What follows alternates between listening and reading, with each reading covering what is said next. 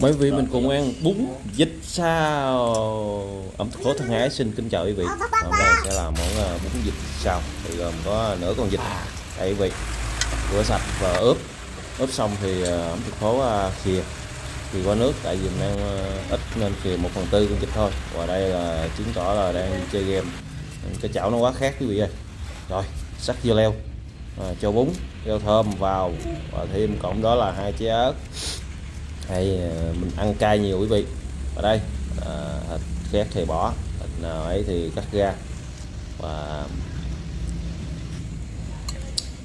cho nước tương vào, trộn đều lên quý vị ơi, và cùng thưởng thức thôi quý vị ơi.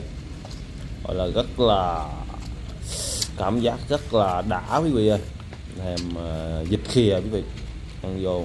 Chúc quý vị mình ngon miệng nha. Hẹn gặp lại quý vị trong video tiếp theo, hứa hẹn sẽ đem đến trải nghiệm mới mẻ cho quý vị. Chào quý vị mình nha, bye.